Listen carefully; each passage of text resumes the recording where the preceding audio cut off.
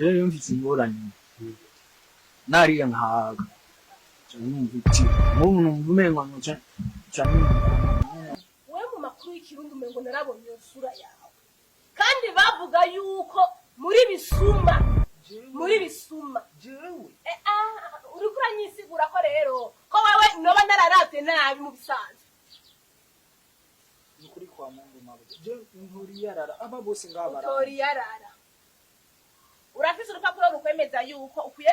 tori yarara mu ntango z'abakinyi urafise urupapuro rwanditse yuko utegereza kudodora kira rupango rwose kuze gutora amayara wewe mva mu maso ubunyene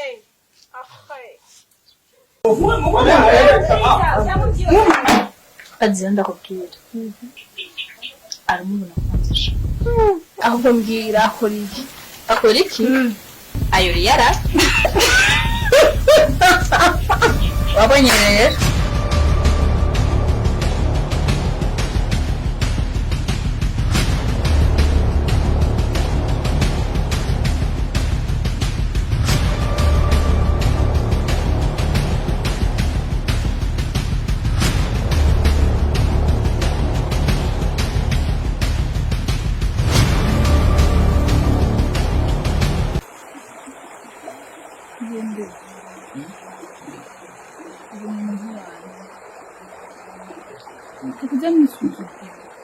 ndabizi ko umuntu nk'abandi bikora sindi umuntu gukora kuko umukobwa mwiza nkawe ngaho igihugu cyacu gifite abahungu beza bafite ubuzi bafite amafaranga none giye no kumaguru neza na neza urakanagaye neza mwene wanyu mumureke kwera kundana n'ijya mayoro nibyo wabonye cyangwa nibyo wabwiye nibikibadira ibyo byavuye ibi nje uretse jewe ubona twotora twiba amaduka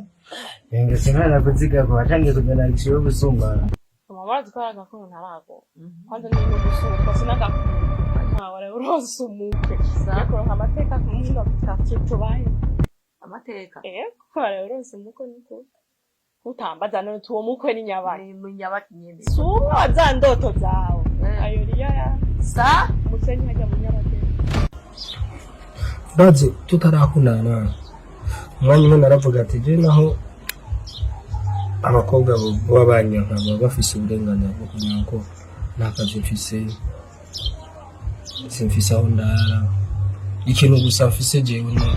no kuba mfise umwuka gusa guhema ndi muzima gusa nta bindi nicyo kintu mbona ko mfise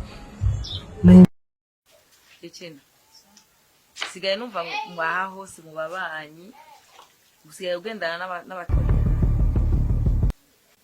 ni mama yari yarasaba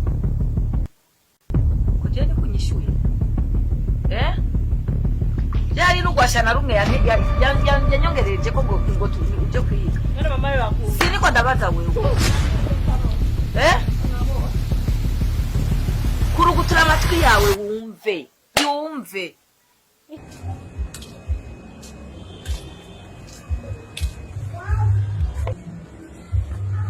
wowe n'ibiki ku rugo rw'iwanje